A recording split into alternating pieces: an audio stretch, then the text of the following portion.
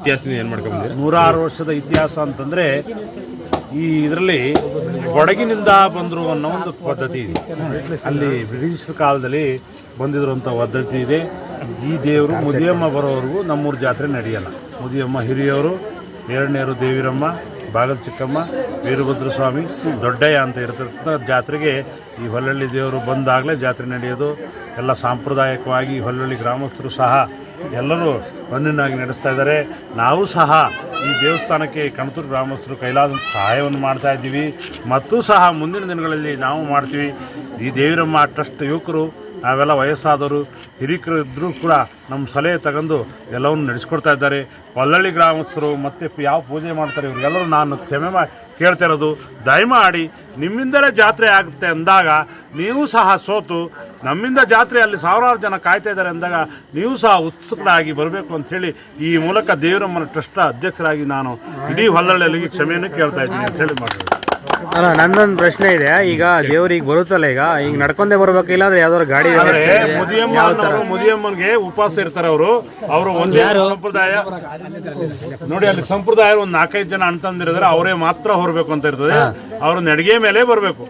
ಪ್ರತಿಯೊಂದು ದೇವರು ಸಹ ನಡಿಗೆ ಮೇಲೆ ಬಂದು ಆ ಒಂದು ಹಳ್ಳಿ ಮರದಲ್ಲಿ ಮುಗುತಿ ಕಳೆದೋಯ್ತು ಅಂತ ಹೇಳಿ ಒಂದು ಪದ್ಧತಿ ಇದೆ.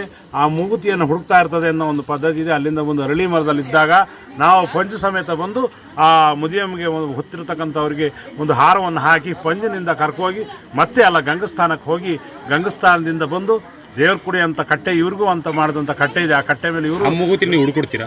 ಆಗಲ್ಲ. ಆ ಮುಗುತಿ ಹುಡುಕ್ತಾ ಇರ್ತದೆ ಅಂತ ಪದ್ಧತಿ ಅದೊಂದು ಇದೆ, ಅದೊಂದು ಪದ್ಧತಿ ಇದೆ. ಅಂದ್ರೆ ಮುಗುತಿ ಹುಡುಕೋ ಪದ್ಧತಿ ನಿಮ್ಗೆ ಆಗ್ಲಿಂದನೂ ಇದೆ. ಮಾಯಿಗೈನವರು ನನಗೆ ಹೇಳಿದ್ರು. ಮಾಯಿಗೈನವರು ನಾನು ಆವಾಗಿಂದ ಬಹುಶಃ ನಾನು 40 ವರ್ಷದಿಂದ ಈ ಕನ್ವೀನರಾಗಿ ಈ ಕಾರ್ಯವನ್ನು ನಿರ್ವಹಿಸ್ಕೊ ಬರ್ತಾ ಇದ್ದೀನಿ.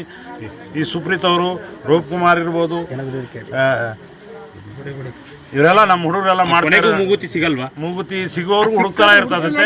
ಹಾಗಾಗಿ ಇನ್ನೂ ಒಂದು ಪದ್ಧತಿ ಇದೆ, ದಯಮಾಡಿ ಎಲ್ಲ ಕೇಳಿ. ಈ ದೀಪ ಹಚ್ಚಿದ ದೀಪ ಆರಿದ್ರೆ ಯಾವತ್ತು ಕಣತೂರಿಗೆ ಕೆಡಕುವಂಥದ್ದಿದೆ.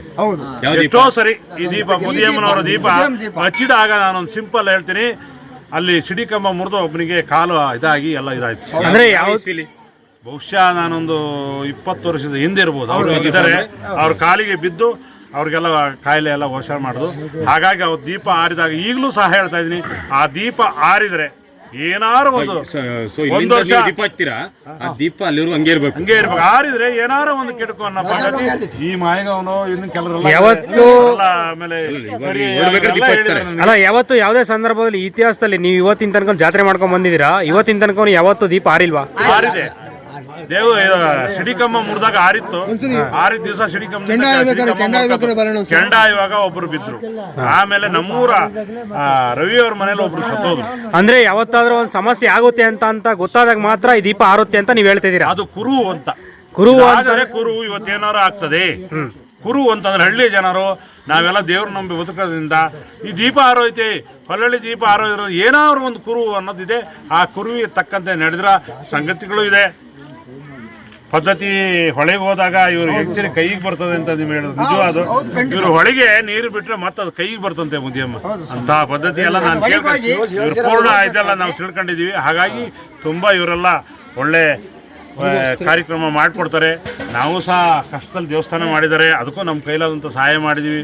ಮುಂದೂ ಸಹ ನಿಮ್ಮ ಜೊತೆ ನಾವು ಇರ್ತೀವಿ ಅಂತ ಹೇಳಿ ಈ ಮಾತು ಹೇಳೋಕ್ಕೆ ನಾನು ನಿಮ್ಮೆಲ್ಲರಿಗೂ ನಾನು ಕ್ಷಮೆಯನ್ನು ಕೇಳ್ತೇನೆ.